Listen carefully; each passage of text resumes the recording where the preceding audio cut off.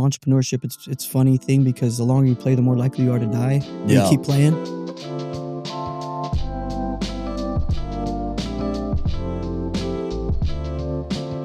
Welcome back to Case Studies with my friend Daniel O'Donnell. We're just talking before we got in on adoption and just kind of going straight into kind of life. Life's so crazy, we had this schedule for this morning, and yesterday I'm driving home and I get this text from my neighbor and he's like, "Hey, your house is on fire." Yeah, I saw the video. It's crazy. And I'm like, "What are you talking about?" And so, it's this surreal experience where you're cruising home and our sauna, which we absolutely love, something malfunctioned with the heater and started on fire, and like literally by a miracle our house didn't catch on fire. I saw it like melted the soffit. Literally everything. Like it was like really close. Fire department was there. They were, so great.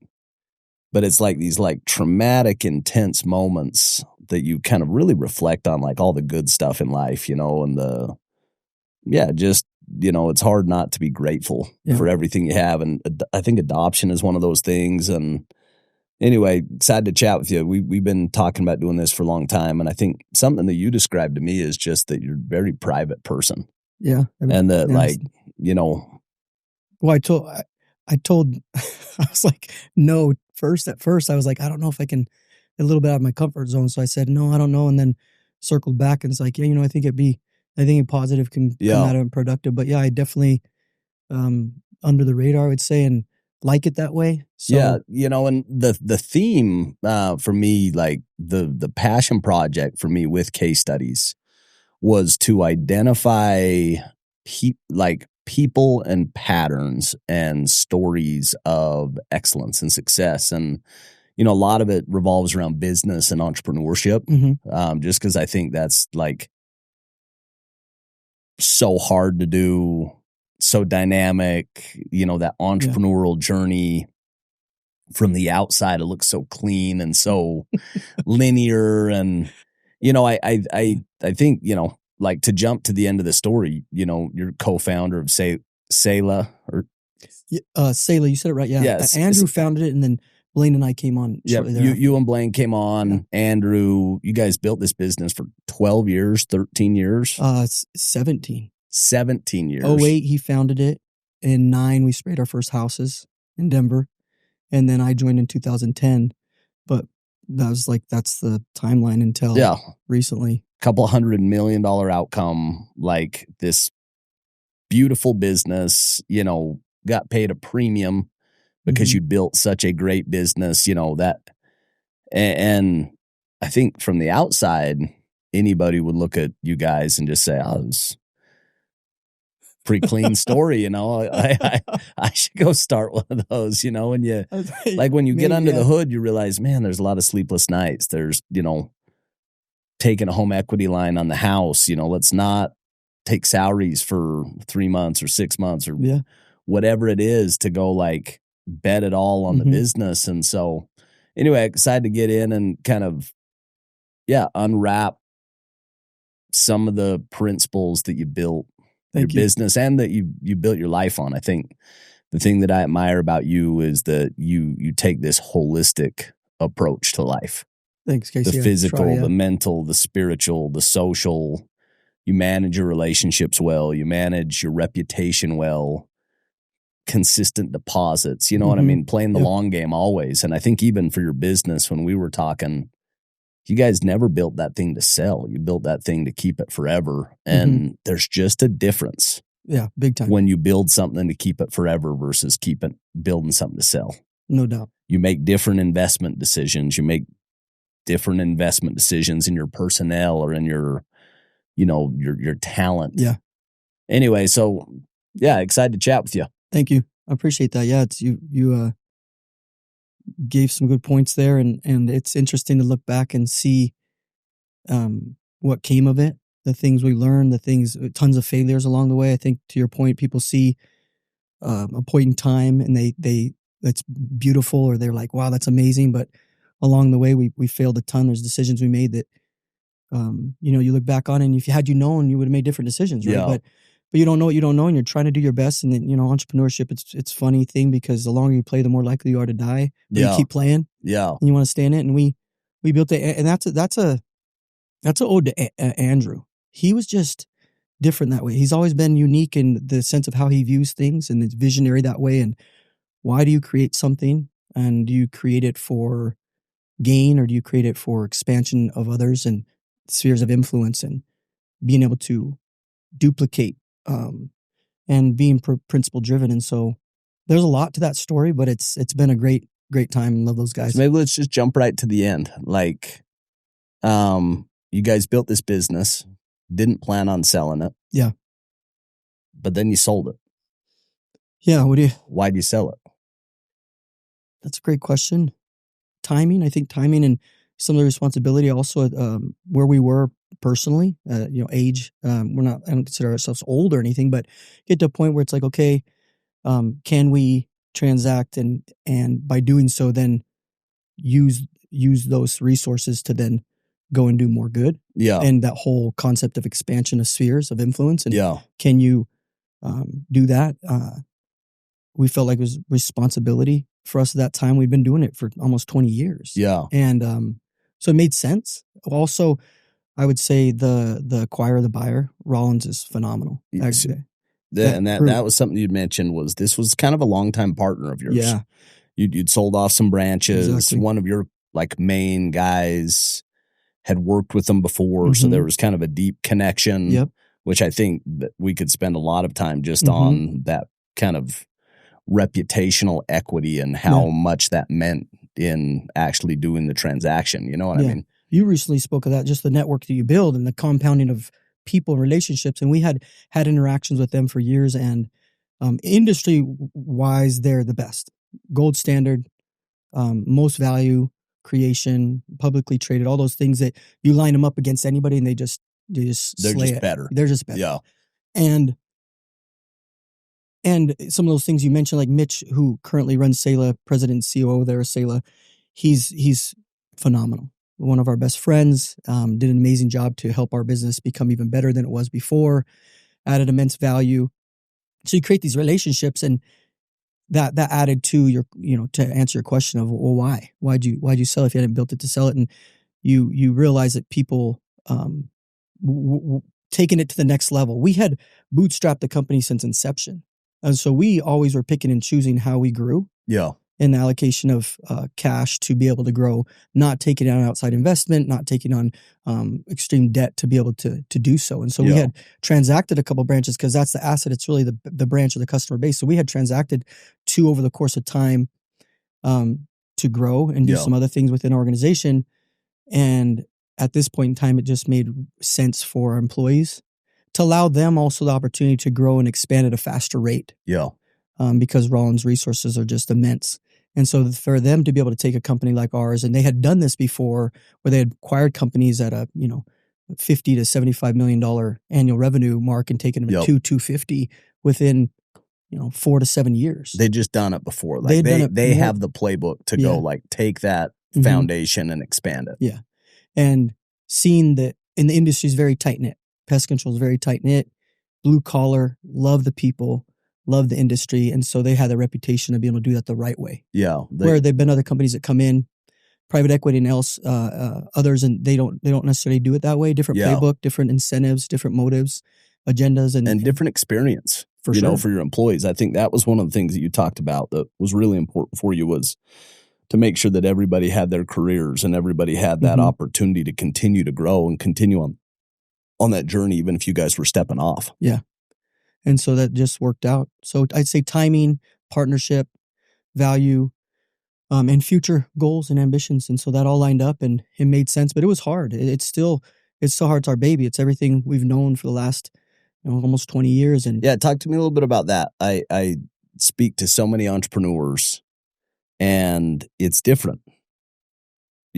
Some of the entrepreneurs, that is their child. It's literally you're so emotionally connected to that business. For others, it's a lot less emotional. Okay. It's just it's a transaction. It's an asset. It's a game. You play the game, you built it, you sell it, and you move on to the next one.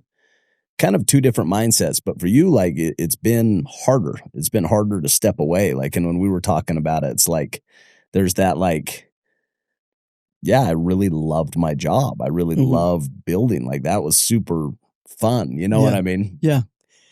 I think that goes back to, when you build something with the mindset of we're going to keep this and we're going to run it till the last breath. Yo. You look at your people that way, you look at the business that way, you look at your customers that way, and it becomes part of your DNA. And so literally, like, it's interesting. April 1st was when the transaction happened. It's April Fool's. So I get a text message because we announced it that morning. And everybody thought you were joking. Yeah. Some people did for sure. They're like, dude, I just heard this because we announced it that employees, will go out and obviously share some of that. Some people were sharing it and it got out, and we knew it would eventually, but it got out quick. Real quick. Oh yeah. Within minutes, if not hours, if not minutes. And I mentioned that because April 1st, I wake up and I'm entrepreneur Daniel, CSO, and then by noon, I don't have a job. Yeah. Right now, we had plans of what we want to do, but it's emotionally it's hard because but I think that's also good. I think it's good that it's hard. That shows that you care.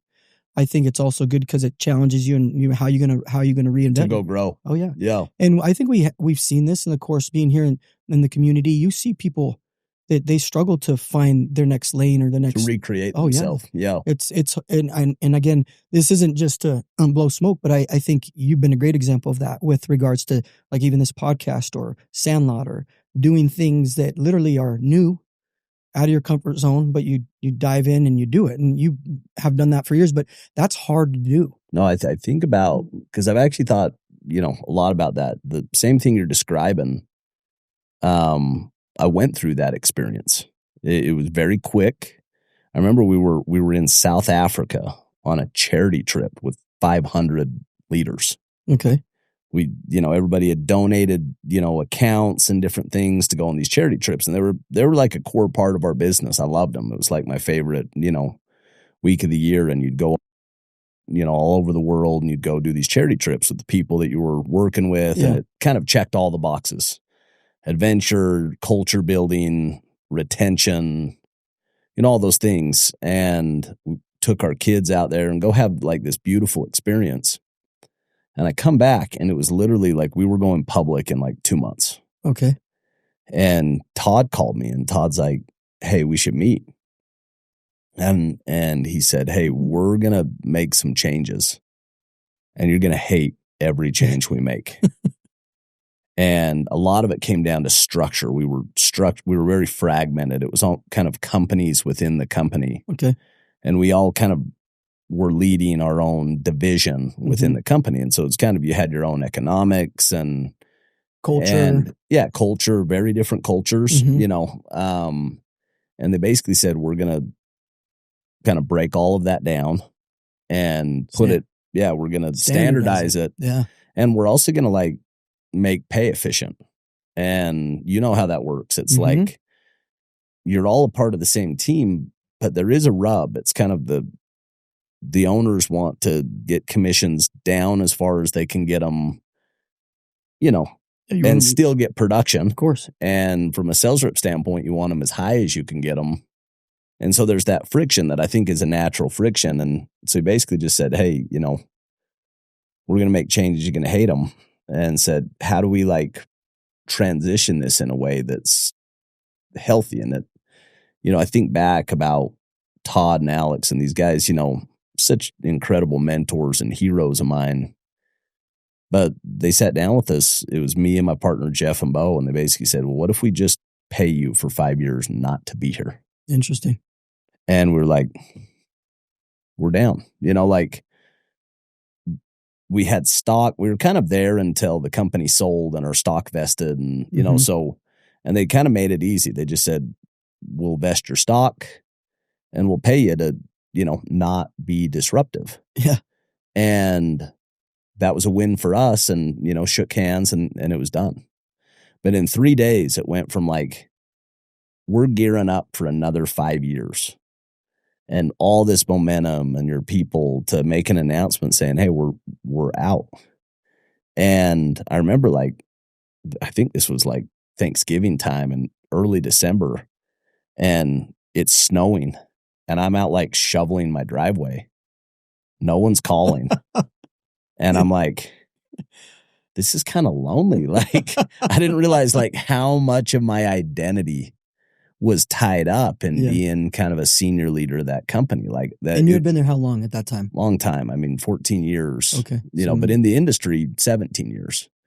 And, so much of my identity was tied up and like, this is who I am, and you know how it is, like in like a senior role, especially on the sales side, the more you grow, the more your phone rings. Like it doesn't scale very well from like a personnel standpoint. Like if you're twice as big, you have twice as many people and twice as many problems. Yeah. And the phone just like stopped ringing.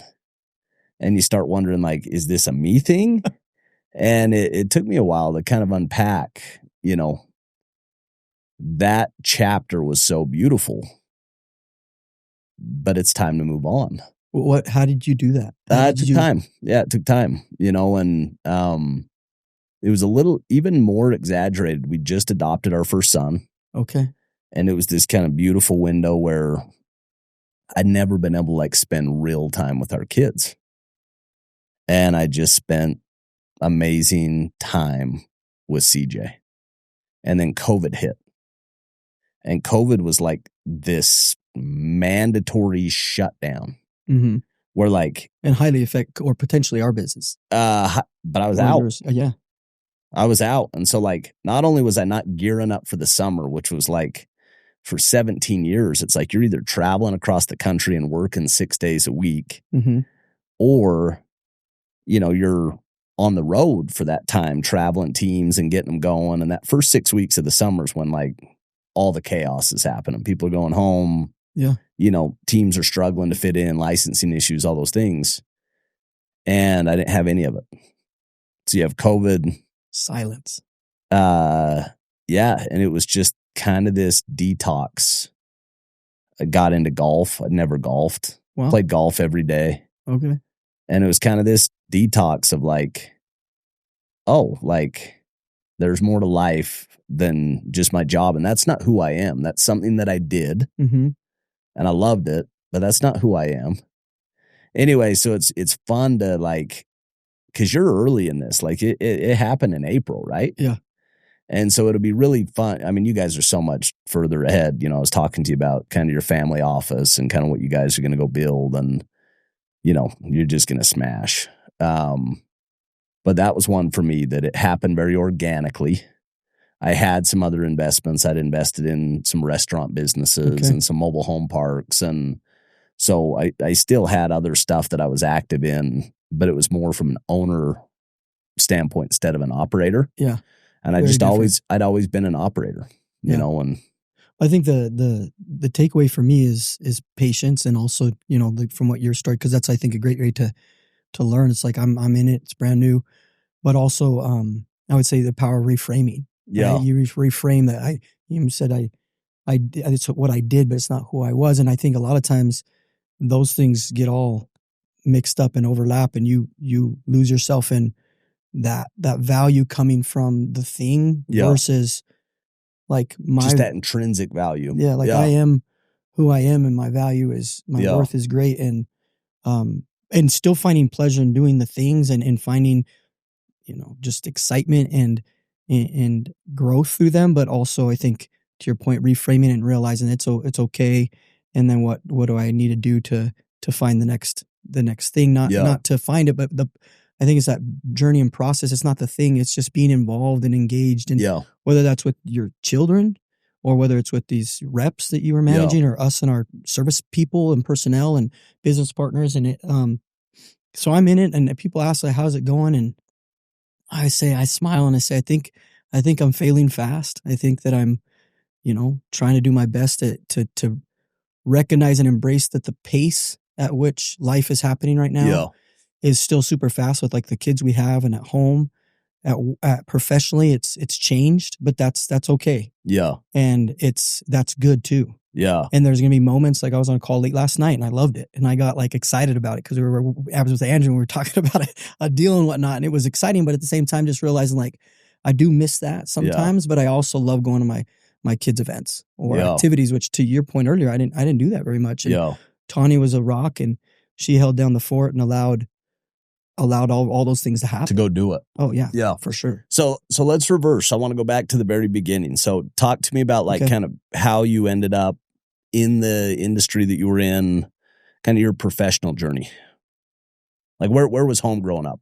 Home growing up was, we moved, I would say home when I was younger, it was Mexico, Guatemala, and Texas. Okay.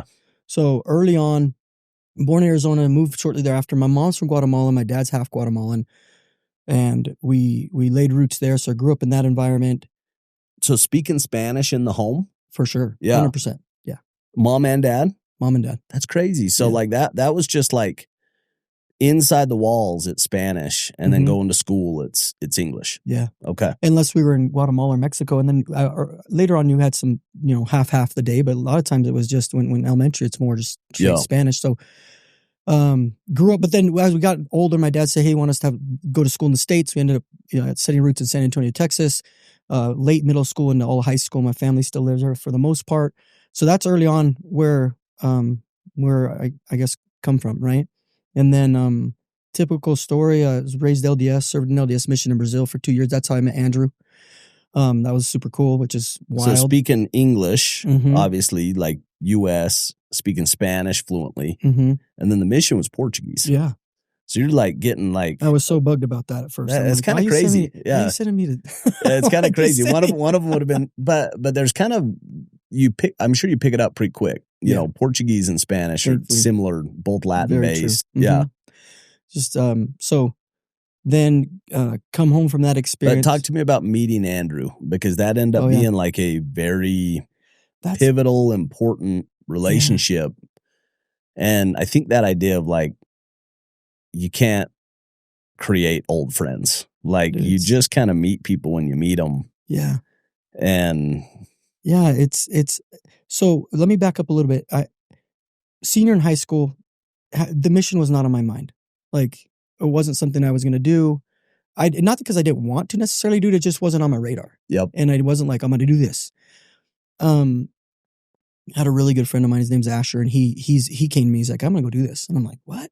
So it kind of planted the seed. Not kind of. It planted the seed that I... Still in San Antonio. Still in San Antonio. Okay. So I ended up going, which is... I think I share that because it's like, wait, I wasn't going to go. Had I not gone... And I don't think it's about serving a mission or not necessarily, because in the LDS community, that's a big deal. Yeah. I think it's about... Again, I think it's about doing things you might not want to do. Yeah. Because you don't know the fruits that will come from that.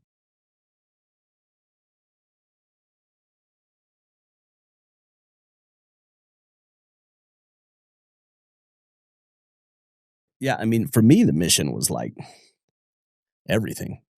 I've heard some of the times you've talked about it and some of the things you learned. Like it was so pivotal, and so like I get even a little more animated with kids when they're on the fence.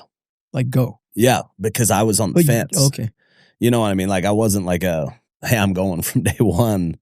I was definitely like even like more on the side of not going than going. Okay.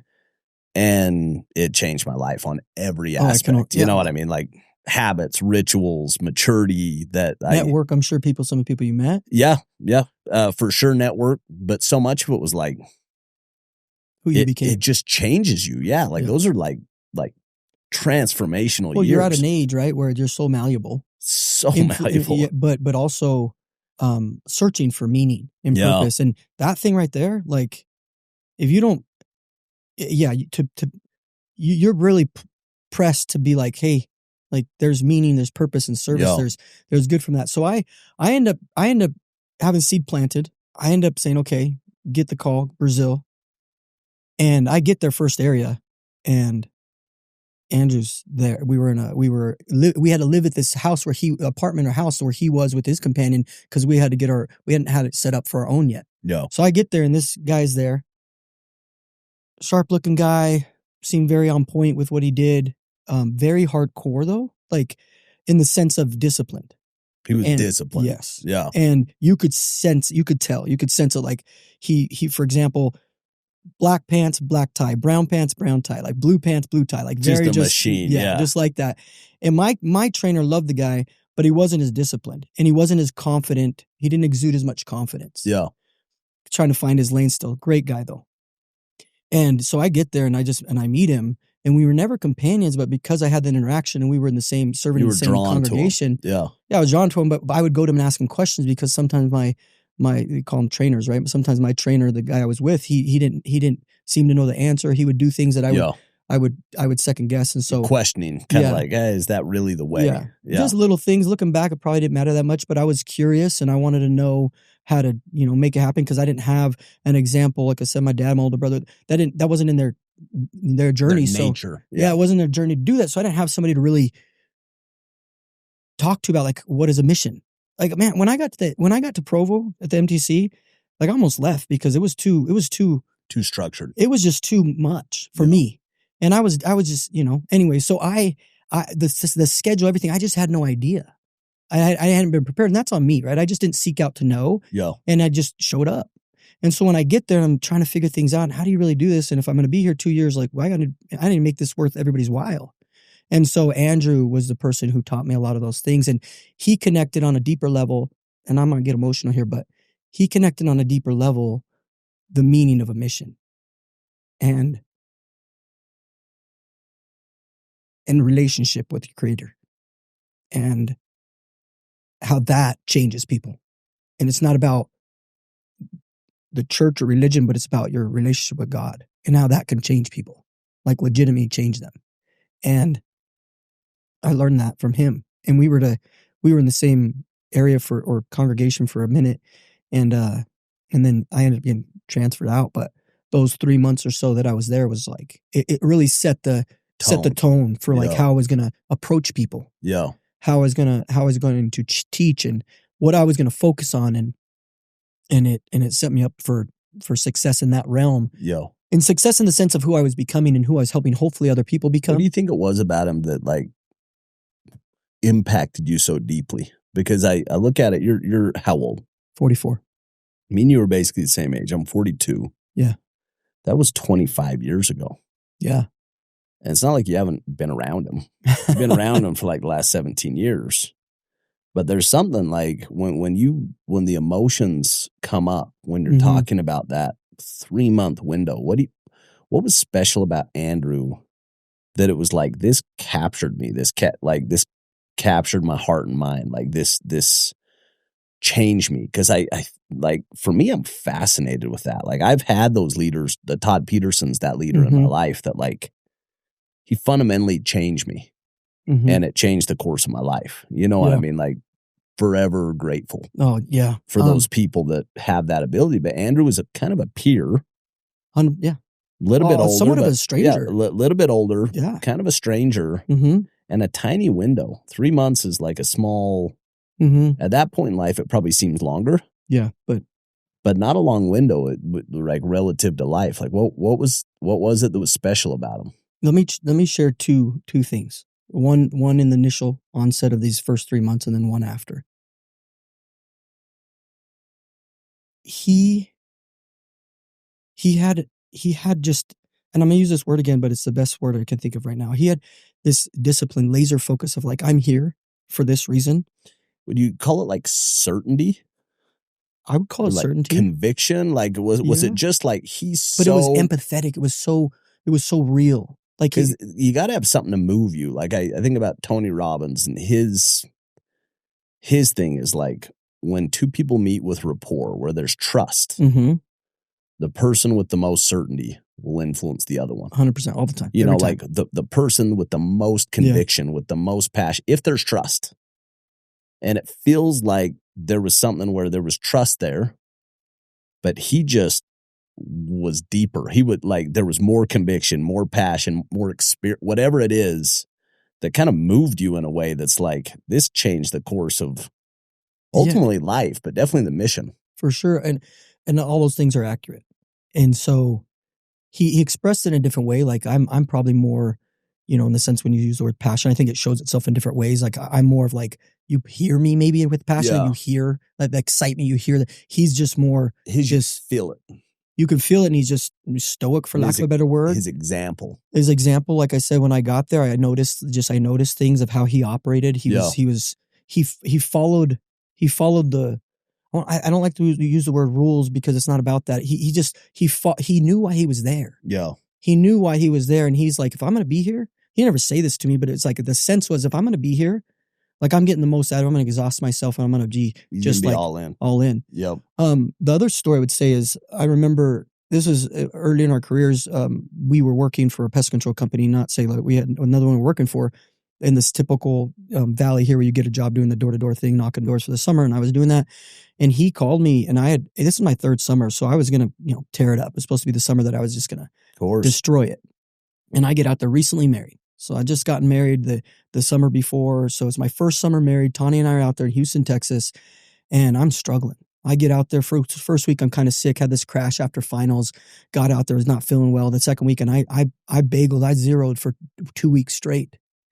And he calls me, and you're having like a mental breakdown at this point. Yeah. Like, and all the things like you, for listeners, like some people don't understand, like you're getting attacked like in every way when you're out there doing this job. That's 100% commission and rejection every day. If you're a manager and you're in that role, like it's worse. Yeah. And that's the situation I was in. No, it's like you got the pressure of like, there's one thing about like getting your teeth kicked in on the doors. Mm-hmm. But then you get to go back and you have to be accountable to the people that you're leading and tell them, hey, you guys can do it. I'm not doing it, but you can do it. Like that window had to have been just like insanely stressful. Well, yes, exactly that.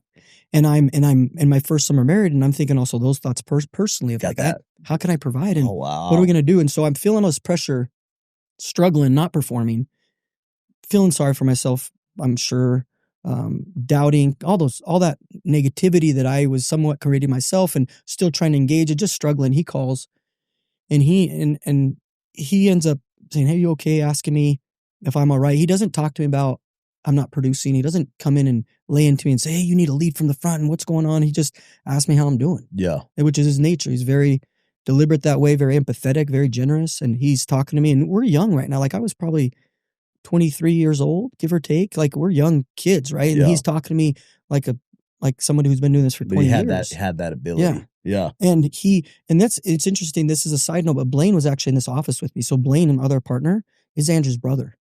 So Blaine's in the office. That's how I met Blaine. So I'll come back to that later, but Blaine's there. So I'm also thinking I have to help this kid. So all these things are happening. He says, dude, you're the best we have. You know that you could sell 5 to 7, 10 a day if you wanted to every day. And I'd never done anything like that. I'm like, really? And he's like, yeah, why not? Why not you? Why not now? What are you waiting for? Like, you could do this. Like the level of, we use the word belief. We say the level of belief that this person had in me, but it was like the level of knowing. Yeah. Certainty. Yes. Yeah. That this person had in me that I didn't have myself. And I got off he said, just go do your thing. Just go do it. You got this. And I went out and had number 2 rep, had the best summer ever, sold, more than ever sold. Office was number 1. All these things happened from a phone call. Oh my gosh. Like that's like one of the coolest stories I've ever heard. It reminds me of, like, that's life-changing stuff. Yeah. And you want to do everything you can for those type of people. And it reminds me, Steve Kerr was asked one time, what's your take? So Last Dance, you've seen it. Michael Jordan, he's in 2 camps, right? He's like the tyrant or the GOAT. Like it depends who you ask in the film, right? In the documentary. And certain people didn't like him and other people did. And he talks about it and he gets emotional about it in the film. But they asked Steve Kerr about that afterwards in an interview. He's in an interview, not on Last Dance. This is outside of that. Asking about it. What's your take on Michael Jordan? Because, they're trying to poke the hornet's nest a little bit, get some, buzz or some clickbait, right? And he said, and this is how I feel about it. This is a great way for me to hopefully articulate my relationship with Andrew, but also my, this would go for Blaine too, by the way. But he's asked, well, what do you think about Jordan? How was your experience with him? And I don't know if you remember, but they got in some tuffles, him and Kerr. Like they got in some things. I think if I remember correctly, he punched him one time. Like it wasn't always, run sunshine and rainbows, but he said, my contract with the Spurs, I wouldn't have got that contract if it wasn't for Michael. He's like, my stint at TNT in broadcasting, I wouldn't have got that if it wasn't for what I had done with the Bulls and the Spurs. He said, my coaching of the Golden State Warriors and getting that job was because of what I did with Michael. He's like, I owe everything to Michael Jordan. And I have what I have because that guy gave me a chance and an opportunity. Because if you remember, he told him, I'm going to pass you the ball on that. He said, I'm coming to you. And then he hits the game-winning shot, and Kerr's, and Kerr is who he is today. Yeah. A Hall of Famer, iconic, epic guy. But I feel that same way about my partners. 100%, no question. Like, and not because of the outcome. Like, it's like, well, of course you feel that way because you just had an exit and blah, blah, blah. No, because of the things they've taught me and the people they are and the way they've held themselves in every situation I've ever been in with them. Just it's so special. Amazing. No, it's like truly special. Like anytime that I'm hearing these stories, I'm going back and reflecting in my own life about like these like windows. And I still remember it was probably a similar time. It was 2007. And I just switched to Apex. And the only reason I'd switched is because the company that I'd worked with went out of business. And I'm living like, I'm a 24-year-old kid in $1 million house, building $1 million house. That Chelsea was probably loving. She was down. Like she was excited. It's she was designing it like she was into it though. Yeah, we designed it, we're building it, and then the economy crashed, lose my job. And it just like laid bare how ignorant and like how naive Gutting out over I your was. skis. I was so far outside of my skis. Just assumed everything was gonna go right. And I remember like having this house, and it's like a real problem. I'm upside down in it, but I'm also like trying to go build this career and trying to go show some courage. And, I remember telling Todd about it. Todd's like, oh, you got this. That's easy. And I'm like, it doesn't feel easy, but if you say it's easy, it's easy. And like his mentality of like, oh, that's a simple problem. You're over that. Yeah. I'm like, okay. And I went and worked it out. Yeah. Got out of it and life-changing. Yeah. But it was his leadership back to in a moment where right? I was like, didn't know which way's up. And it was his certainty and his leadership that you kind of take that same theme of like Michael Jordan and Steve Kerr. Mm-hmm. And I go back to Todd and Alex, and I'm like, wouldn't have had the career that I had, wouldn't have had my first exit, wouldn't have had equity in the company, wouldn't have had the exit from the company in the way that it was. Both these guys have like championed my new career, like when things get tough. Mm-hmm. And I'm like, I owe everything to those guys. Yeah. Everything that I'm so experiencing today, I look back and I'm like, I couldn't have done it without them. And I think that to me is like the opportunity and the magic of leadership. And I think that I remember hearing the language from Tony Robbins about business being a spiritual game. Mm-hmm. And it just captured it for me because I'm like, that's what I experience when I'm building a business. It feels spiritual. Yeah. Like it feels special. And what it is, you have the chance to be that person that Andrew was to you, to others. Yeah, that's the hope. Like, and if you can believe in them more than they believe in themselves and give them the confidence to try, that's like sacred ground. Yeah. That's like you're walking on sacred ground right there. And that's why it's so special. Yeah, it's amazing. It reminds me of one of my professors, Tom DeLong, shared with us.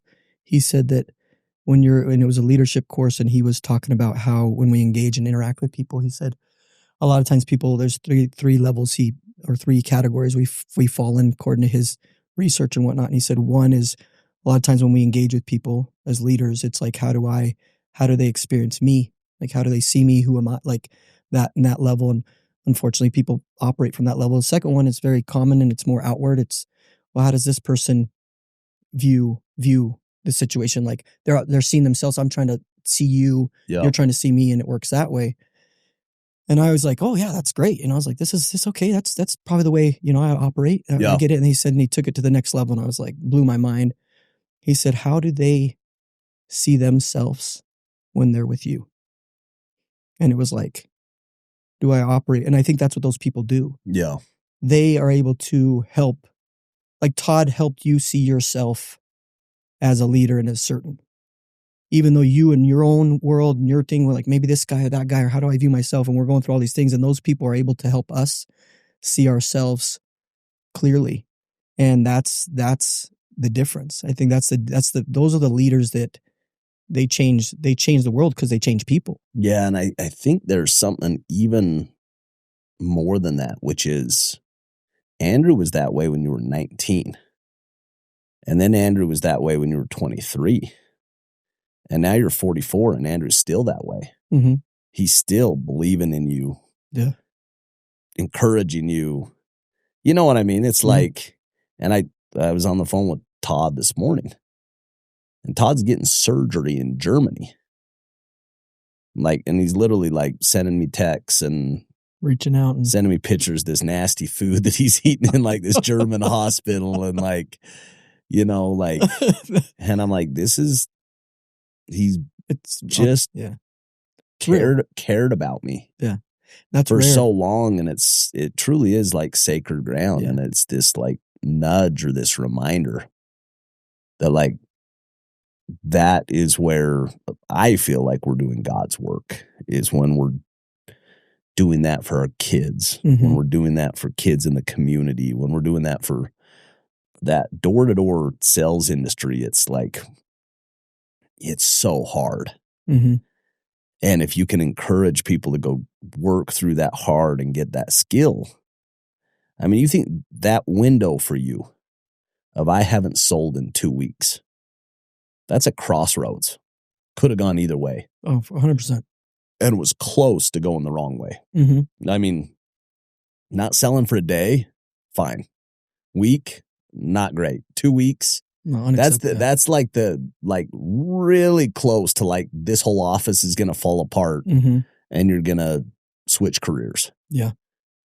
And that you turning a corner is the full difference. It's hundreds of millions of dollars of exit value for you and everybody that participated with it. Of turning that corner. And it's like these little things aren't little. They're so big. And, you know, I go back to Andrew and, you know, I don't know Andrew. I've met him once. But you just telling me about him, like he's got to be just like a special leader. You know what I mean? And you can see it. You can see it in the fruits of what you guys built. You can see it in the multiple that you guys got for your company. People pay a multiple because the company's special. Yeah. They don't pay a multiple for average companies. They pay a multiple for great companies. And that same stuff that he did for you, obviously you had to build that into the DNA of that company, of believing in people, developing people, yes, growing people, believing in your customers, providing top, not like that service and that excellence of service is the difference. Yeah. Is the difference between like good truly is the enemy to great, you know, and the rewards are disproportionate for excellent. Like they're so much greater. Wild. The gap is immense. It's not close. No. Yeah. What's this? Is like the horse that wins the race by a nose. It's like he gets paid 10 times, 100 times. Yeah. Like it's crazy. Such and a big Mitch premium. was such an intricate part to that. The talent that was brought on, the execution that was able to do financially with Blaine. Like it's just, again, that team was incredible. There's so many people, I can't sit here and name them all, but they know who they are. They helped. They're still there. They're growing it. They want to create and continue to do that. And that's that culture that we built, where it was just all about value creation, not top line. It's all about bottom line value creation for the customer. If we don't have them, we don't have anything. And operating that way, but comes back to leadership, comes back to those things that were established way back when, and we tried to duplicate them through others, and as we scaled. Talk about the family life along the way. So the business, you guys just built this incredible business, kind of bootstrapped it, never took outside capital ever. Yeah. Which again, that's a completely separate conversation. I think in today's world, the first thing that you do is you go raise your seed round. You know, it's like, oh, I have an idea. Let's go grab some seed money. Yeah. But then there's other individuals that just bootstrap it. And somehow you guys figured out, hey, we're going to like take the profit that we have and we're not going to eat that seed corn. We're going to reinvest it. And you did that for, 17 years and built what you built. Mm-hmm. Along the way, you went and built a family. And we were talking about that earlier. You guys had 4 kids quick.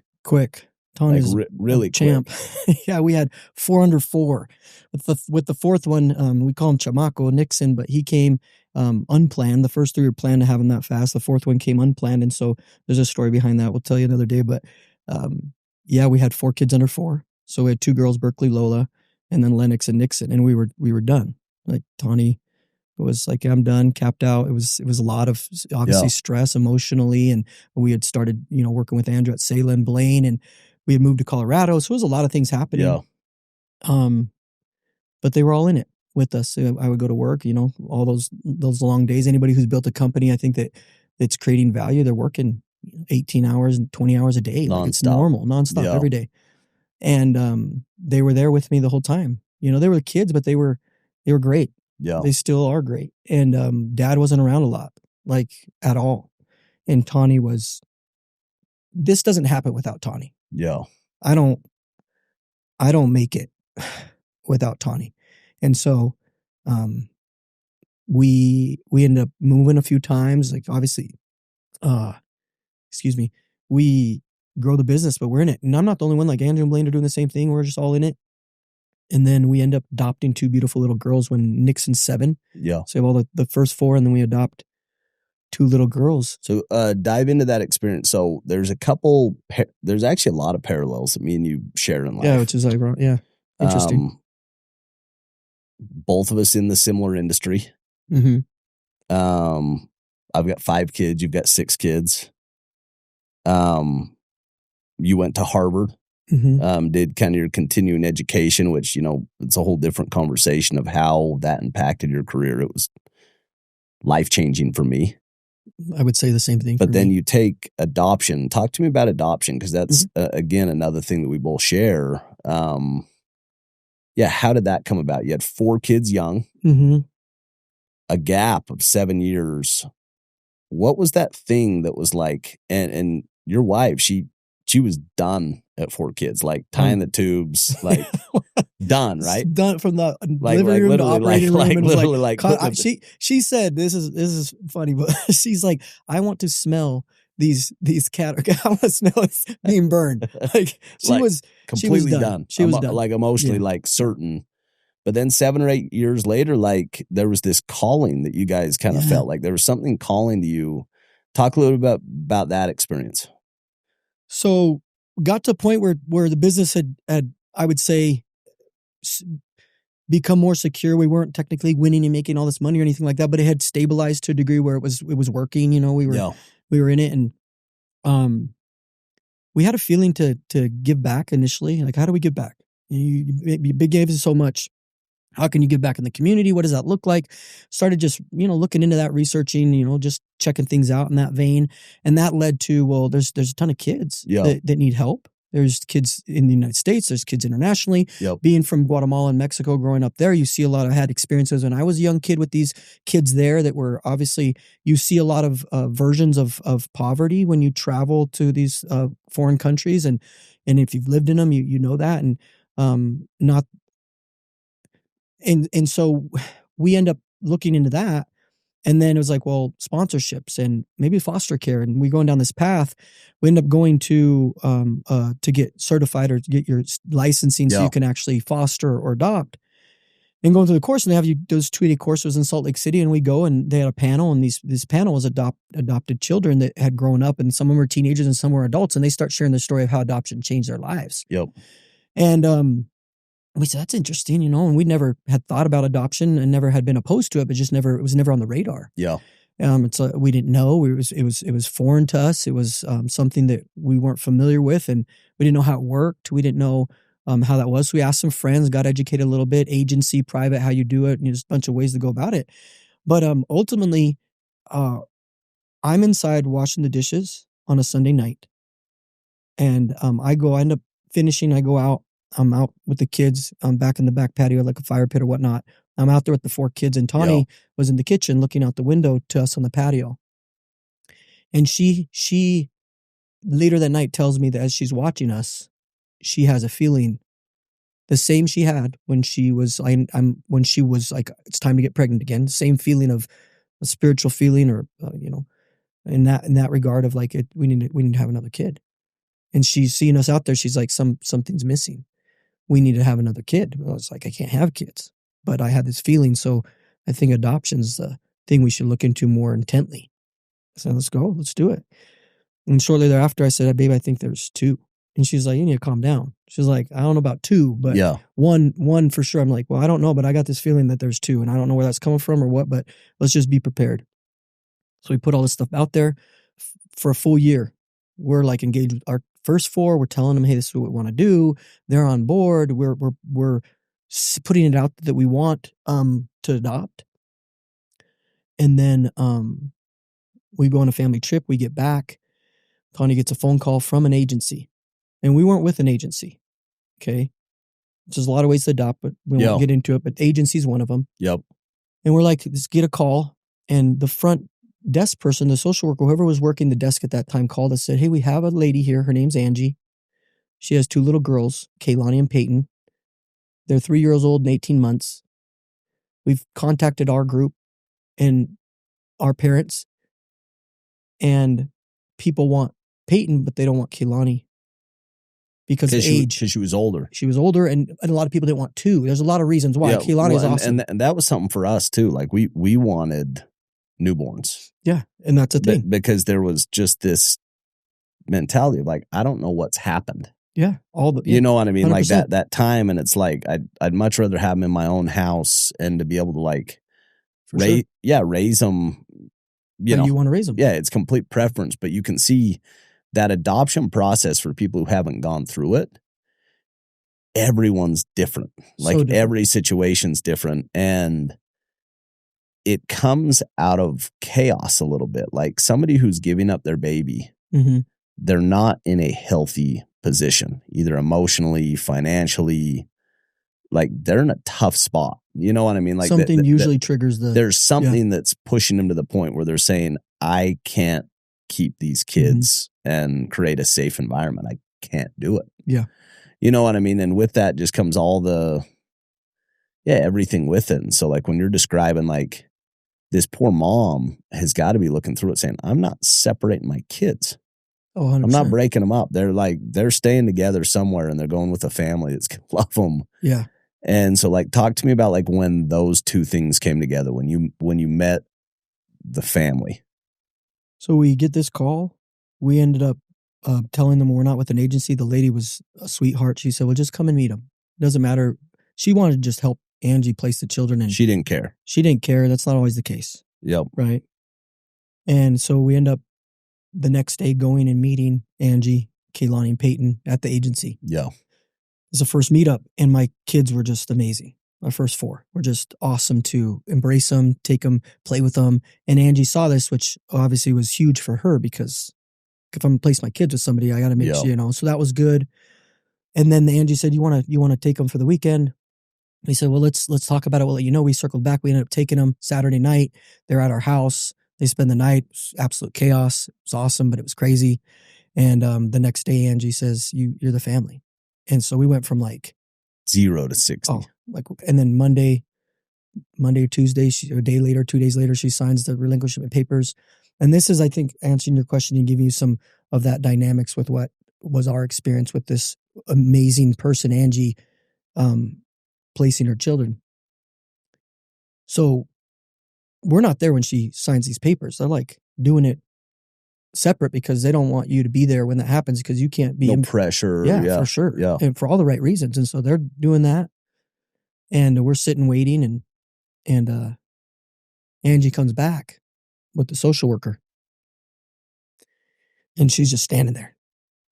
And the social worker goes, and I'm looking at Tawny, we're looking, and we're like, did you sign? Did you not sign? Because they could have a changed mind or change heart, whatever. Happens a lot. Yeah.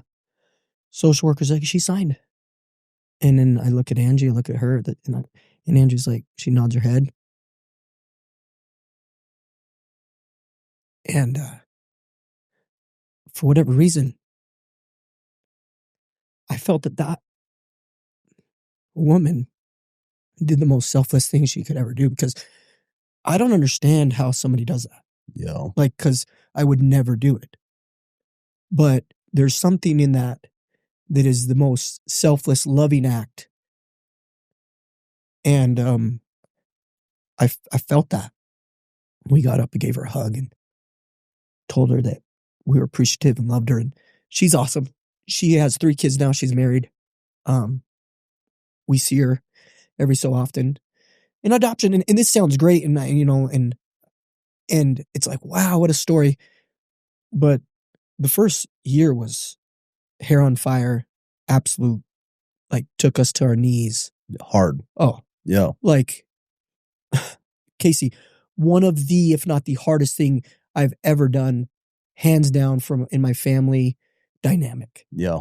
And so I think it's important to share that, because although we had this amazing experience with Angie and the love that was felt and the love we have for these girls and our family has for it's unmatched. But with that came extreme difficulty. Yeah. Like, I felt like I dropped a bomb on my family. Yeah. Like, I found myself. When you kind of do, you've got this culture, you've got this structure. Every kid's different. Oh, no doubt. Every kid's a different cycle.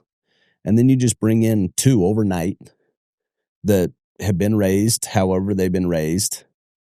And that's just a part of your family. And it's going to take your time. It's going to take your wife's time, which takes it away from other kids. Mm-hmm. Like, there's just dynamics that outside of anything developmental. Yeah. Cultural dynamics that are really tough. And it's not like a gradual work your way into it. It's kind of like a bam. It just shows up. You know what I mean? For sure.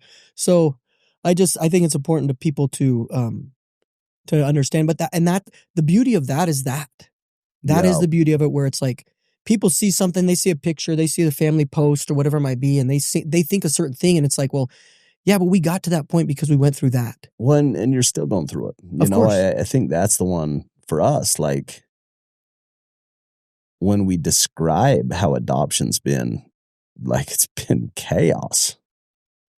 But it doesn't feel like chaos. It's just kind of, you're working through it. You know, you're working through it. But, like, we had the same experience. Like, CJ's mom, Jessica,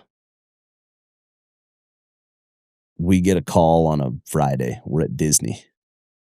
And we went with an agency. Okay. And they said, hey, you know, the birth mom chose you guys. And that process is unique. You know, you do your book, mm-hmm. and then they go to a birth mom and give her 4 or 5 families, you know, and you kind of put your best foot forward on describing what you're about, and they decide which one they're going to choose. And there'd been multiple families that because they ask you first, hey, are you a yes in this situation? They call it a situation. And we're like, yeah. And then the birth mom just doesn't choose you. She chooses another family, and you don't really hear about it. So that had happened 3 or 4 times to us. That's hard. Yeah. And so we get a call at Disney. It's like, hey, the birth mom chose you guys. Very casual. Like, what? Like, you know, trying to process. And then on Monday, I still remember, it was almost, you have these days that are so emotional that you just can't, you know, not remember where you're at. But I was in this conference room at Vivint, and Todd and Alex were announcing that we were going public. And I get a call from my wife, and my wife is like, Jessica had the baby. She was supposed to be a month out. Oh, wow. She had the baby, and like, the baby is at the hospital right now. We got to get where, down. Though? It's obviously not in Utah. In Utah. Oh, it is in Utah. Okay. They'd brought her to Utah. Okay. So much with adoption is the state that you have the baby is really important, because the laws of the state, rights and things like that. And so we cruised down to, you know, Salt Lake and we don't have car seats. We don't have it's been a while since we've had like some younger kids. And remember sitting in with Jessica, the birth mom. Cubby's how old at this time? Cubby's 5, I think. Okay. Felt older, but she was 5, and remember sitting in with Jessica and like feeling this tremendous love. Special. And yeah, they have to sign and say, this is 'cause you're a baby. You're a baby. And it was so intense for her that she literally had the baby, signed, got on a plane back to St. Louis. I can't imagine post-traumatic, stress. Can't imagine postpartum, what you're dealing with. She had young kids, didn't fully get what was going on, was going back into a pretty intense situation. Mm-hmm. But we absolutely felt the love. And since then, it's been hard. It's been really hard. Different birth mom. Brianna, different type of hard. She's younger. She's struggling. She's trying to go figure it out. She's got a couple of other kids, trying to work and be a mom, and helped her get her driver's license and helped her get a car, and like some of the stuff that you're like, this happens when you're 16. Yeah. But she didn't have a structure growing up, and so you're trying to go support, and it's a beautiful messiness. That's a great way to say it. It's just kind of this like beautiful mess. Yeah. And it's almost like you only know if you know, and you think but you don't know very much, and it's just, and like you said, every situation's unique. We got two from the same birth mom, but to your point, it's like you have two boys from different moms and different dynamics and different things that come to play, and it becomes, it puts pressure and tension and resistance on the family. And I think it's just another form of challenge. And, but I think I try to keep the long-term perspective of the change and the life that those two girls have. Yeah. And the good that they hopefully want to do with it as they grow up. Yeah. And hopefully plant seeds of go do with this what you can and help. And that's amazing. It will take a while to get there. And they're keeping us on our toes and keeping us young. But it was a dynamic for the whole family. Our older four had to acclimate and change and learn how to express themselves and learn how to be vulnerable. So it brought a lot of good. Talk to me about education. So that's kind of one that Andrew shares, Blaine, yourself. Mm-hmm. You guys have deliberately up-leveled your skills. Yeah. And that's been, something that I think was probably really important in your company becoming the company that it did. Yes. You started out as kind of like uneducated entrepreneurs. Yes. And over time, you became educated executives that ran, a really sophisticated, awesome business. Yeah. Talk to me about the decision to go do it, the process, how you manage that process.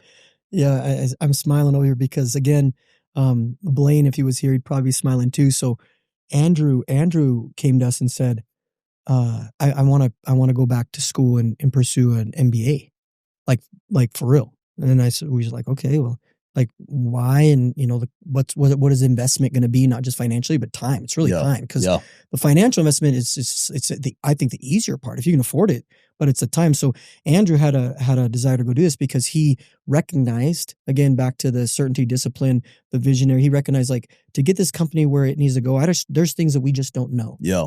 And there's still things we don't know, of course, but how do you level up? And so he went and applied at all the best schools in the world, both international and national. He ends up getting accepted to Wharton, and he goes and does his MBA at Wharton, and he did it in Philly, but he ended up being every other week. He'd go for 3 to 4 days, and he'd be there.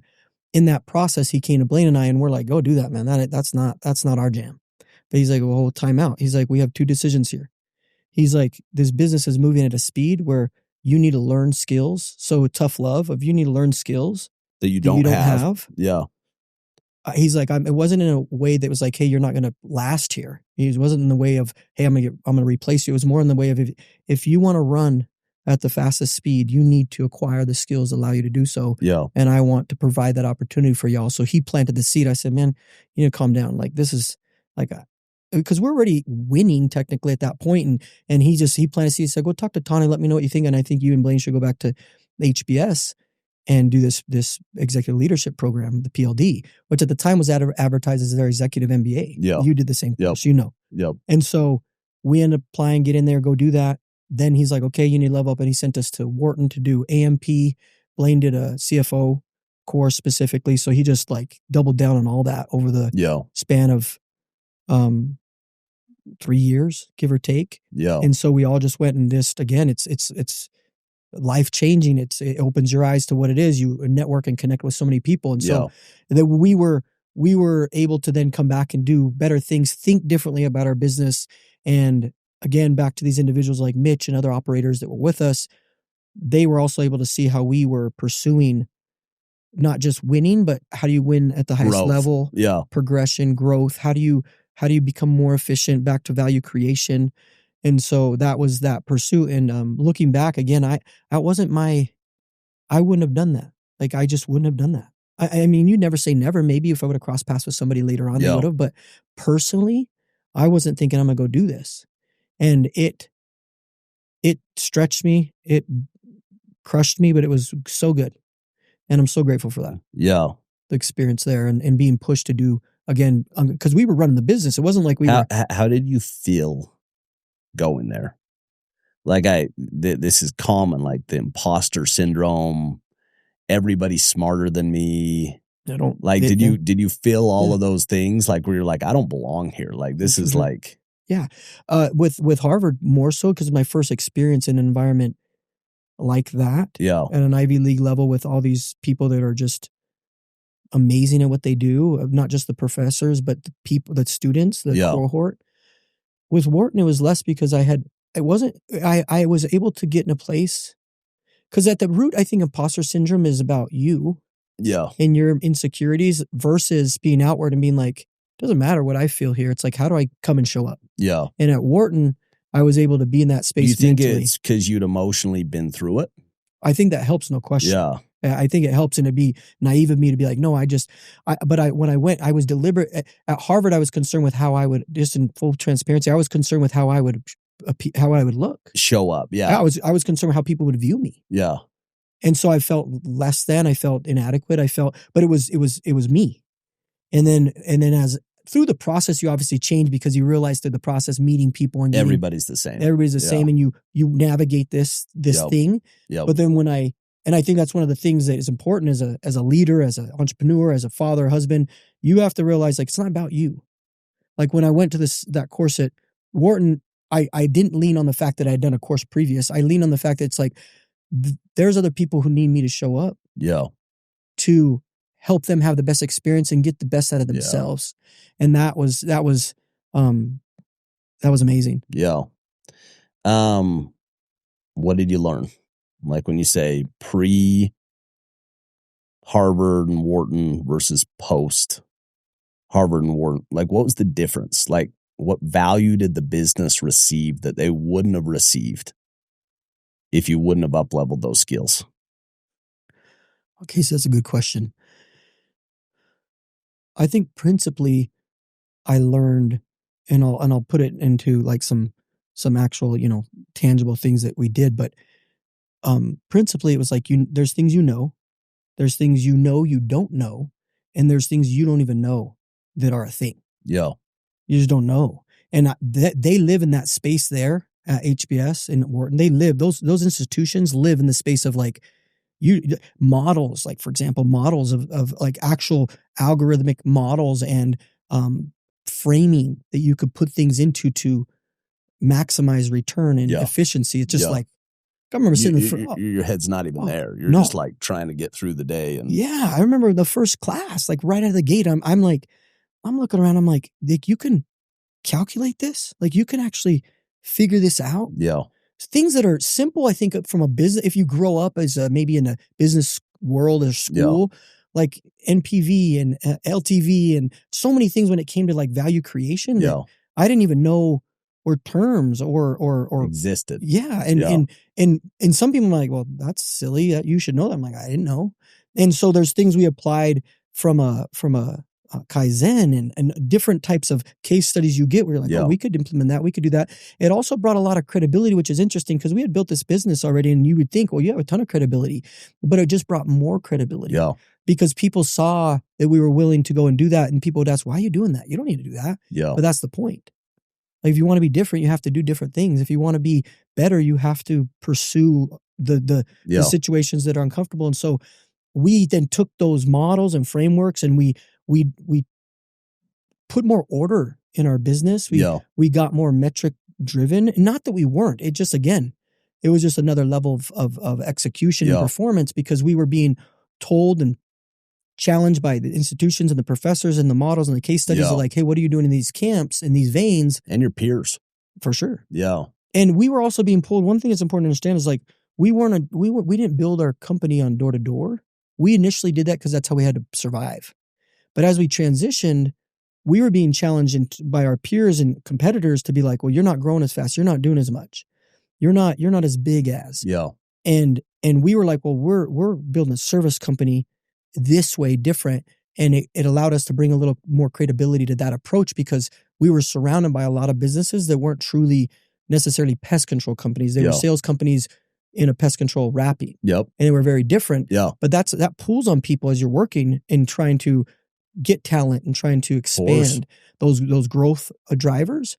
And so the schooling allowed us to step back, assess the situation, and apply what was being learned. Yeah. And so worth its weight in gold 10 times. I think that's such an important principle. Like that's something that, as I've met Andrew and Blaine and yourself, that I admire the most.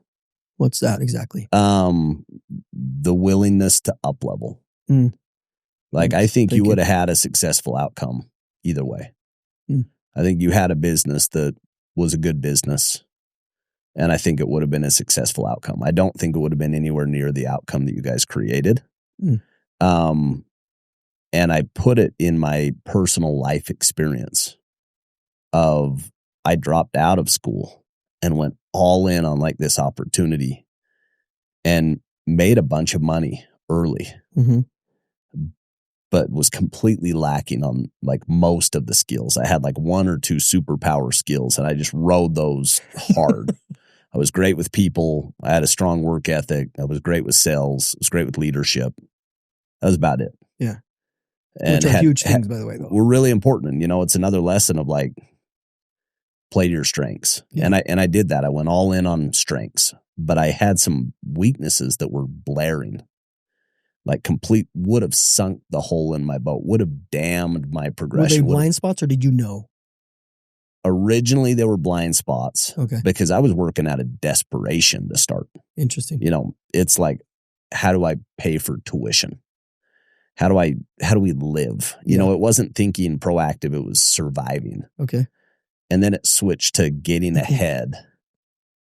But I remember I think I was 30 years old. I'd had, 9-figure exit with Blackstone coming in. Yeah.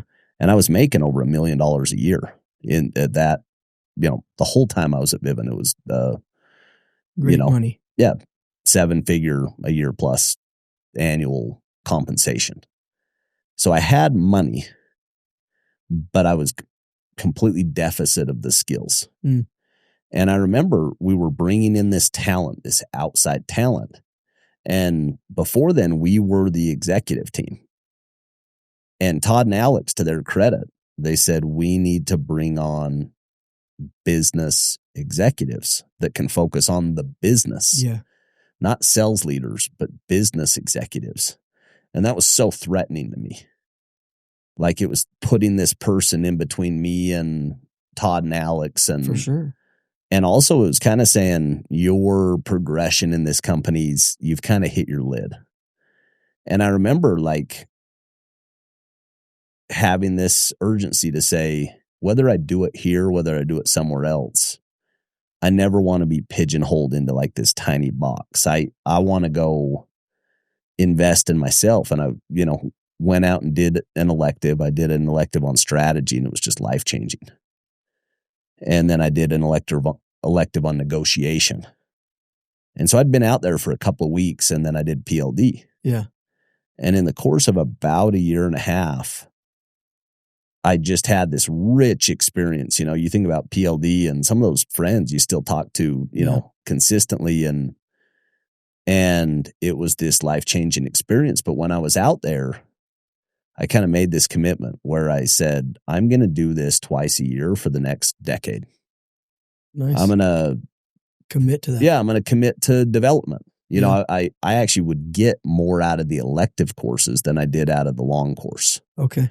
Because it was so focused. It's like, I'm going to go all in this week on finance, or I'm going to go all this week on those are good startups or negotiations. So it's like this deep focused dive. And I did that for a decade. And I remember my wife coming to me saying, like, why are you going out there again? And I'm like, because it's quite an investment time. You have the kids at we home. got young kids. You it's got your work that you're leaving. And I literally, I remember telling him, like, I don't know, other than like, I feel this urgency. And she was behind it. And I remember, ultimately end up going back and doing OPM about a decade later, which is kind of their I love to do that entrepreneurial program. Yeah. And it was different. It was apples to oranges different than PLD, because PLD was, you're kind of on this leadership track. Mm-hmm. You're an employee on this leadership track. Yeah, the people that attended are mostly on that vein. Junior, high potential, talented. Where they're OPM, pursuing that executive path 100%. Yep, yeah, where OPM, it's all entrepreneurs. If you're doing OPM, awesome. You're a business owner, you're an entrepreneur, and it's a 3-year program, and much longer. And I remember going back and doing OPM while we were building Sandlot, and just how much it's shaped my career at Vivint, my career at Sandlot, who I am, even just my confidence. Yeah. Like, there's something about like getting behind the curtain at the Wizard of Oz. It's like you have this like feeling of like, oh, there's just kind of something where it's like when you've taken all of the classes, the best classes in the world. Yeah. Where you realize, like,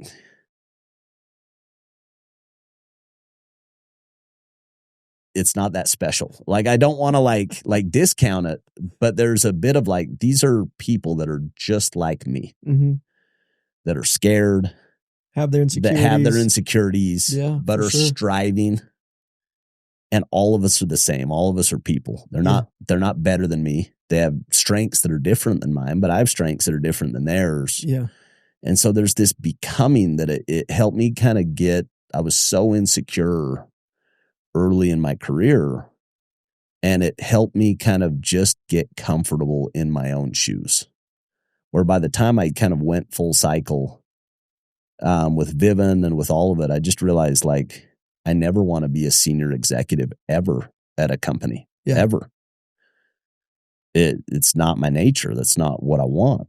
Like, I want to be in building. I want to be in ownership. I want to be in startups. I want to be in small environments, in creation. Yeah. That's what gives me the most passion and energy. And when it gets too formal and bureaucratic and structured is when I start losing interest, and so just knowing I get that, where you want to go spend your time in life, life's so short. Anyway, so that was my experience. And when I look at the company that you guys built and the outcome, and just like the preparation for the next phase in the journey, I think that foundation is just going to serve you guys so well. I think you guys are going to build an equal, if not better, investment platform than you built your company. That's the hope. We're committed to confident you'll go do it. Yeah. Yeah. Before we wrap up, talk to me about faith. Talk to me about how this is factored in the journey. Faith is interesting because I think a lot of times we wrap it in the religious context, and I don't want to detract from that. I believe that faith in a creator and in Jesus Christ as my savior and those types of things are real, and I have faith in those things. I think that faith, though, is choosing. I think it's choosing to believe. It's choosing, because either way you're choosing. Like, a lot of the things that we have faith in, we don't know definitively. At least for me, I would speak for myself. Yeah.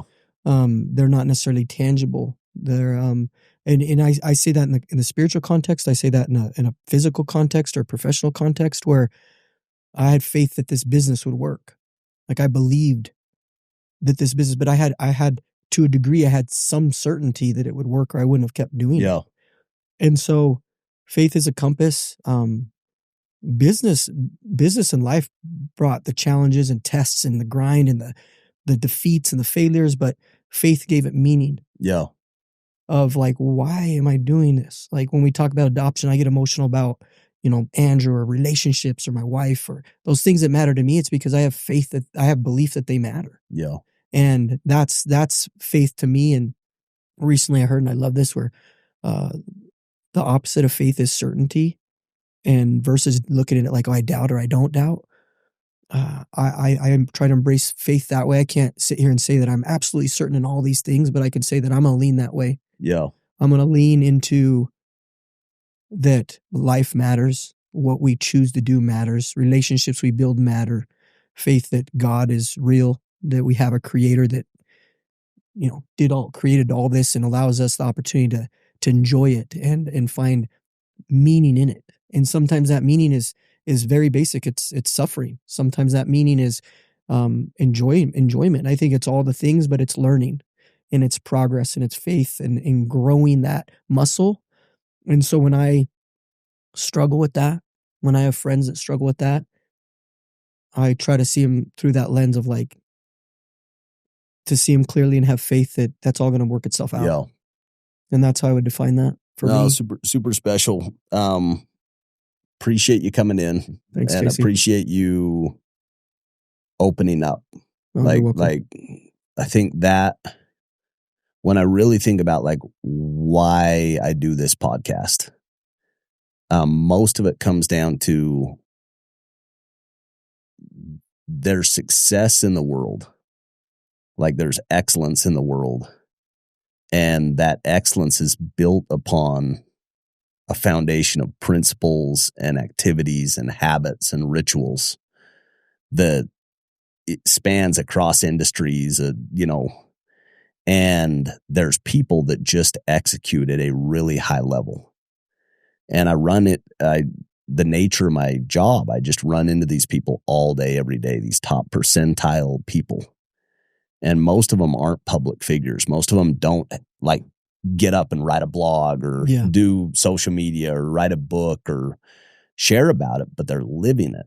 And so for me, so much of it is trying to document and unpack the mindset and the activities and share it with anybody that's ambitious to go listen. I think about, my journey, my life changed because a leader when I was really young challenged me to go be educated for the rest of my life, to never stop learning.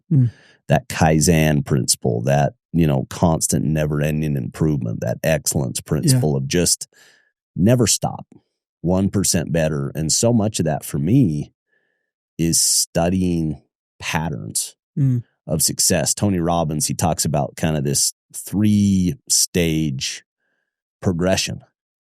And the first stage is pattern recognition.